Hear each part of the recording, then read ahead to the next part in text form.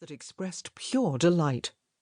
Even now, when Poppy wanted to murder him, she couldn't help but acknowledge that he was adorable.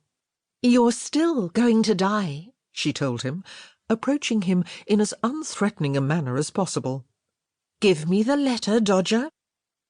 The ferret streaked past a colonnaded light well that admitted sunshine from overhead, and sent it down 3 floors to the mezzanine level. Grimly, Poppy wondered how far she was going to have to chase him. He could cover quite a lot of territory, and the Rutledge was massive, occupying 5 full blocks in the theatre district. "This," she muttered beneath her breath, "is what happens when you're a Hathaway. Misadventures, wild animals, house fires, curses, scandals." Poppy loved her family dearly, but she longed for the kind of quiet, normal life that didn't seem possible for a Hathaway. She wanted peace, predictability. Dodger ran through the doorway of the 3rd-floor steward's offices, which belonged to Mr. Brimley. The steward was an elderly man with a full white moustache, the ends neatly waxed into points. As the Hathaways had stayed at the Rutledge many times in the past, Poppy knew that Brimley reported every detail of what occurred on his floor to his superiors.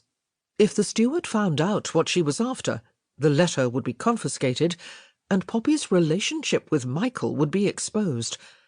And Michael's father, Lord Andover, would never approve of the match if there were even one whiff of impropriety attached to it. Poppy caught her breath and backed up against the wall as Brimley exited his offices with 2 of the Rutledge staff. "Go to the front office at once, Harkins," the steward was saying. "I want you to investigate the matter of Mr. W.'s room charges. He has a history of claiming that charges are incorrect, when they are in fact accurate. From now on, I think it best to have him sign a receipt whenever a charge is made." "Yes, Mr. Brimley." The 3 men proceeded along the hallway, away from Poppy. Cautiously, she crept to the doorway of the offices and peeked around the jamb. The 2 connected rooms appeared to be unoccupied. "Dodger!"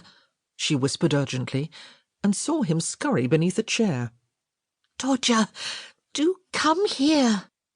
Which, of course, produced more excited hopping and dancing. Biting her lower lip, Poppy went across the threshold. The main office room was generously sized, furnished with a massive desk piled high with ledgers and papers. An armchair, upholstered in burgundy leather, had been pushed up against the desk, while another was positioned near an empty fireplace with a marble mantel. Dodger waited beside the desk, regarding Poppy with bright eyes. His whiskers twitched above the coveted letter. He held very still, holding Poppy's gaze as she inched toward him. "That's right," she soothed, extending her hand slowly. "What a good boy, a lovely boy. Wait right there, and I'll take the letter and carry you back to our suite and give you— Drat!"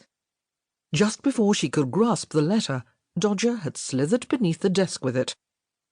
Red with fury, Poppy glanced around the room in search of something, anything she could use to poke Dodger from his hiding place. Spying a candlestick in a silver holder on the mantel, she tried to pull it down, but the candle wouldn't budge. The silver holder had been affixed to the mantel. Before Poppy's astonished eyes, the entire back of the fireplace rotated noiselessly. She gasped at the mechanical wizardry of the door as it revolved with a smooth, automated motion. What had appeared to be solid brick was nothing but a textured facade. Gleefully, Dodger darted from the desk and went through the opening. "Bother!" Poppy said breathlessly. "Dodger, don't you dare!" But the ferret paid no heed, and to make matters worse, she could hear the rumble of Mr. Brimley's voice as he returned to the room. "Of course Mr. Rutledge must be informed. Put it in the report.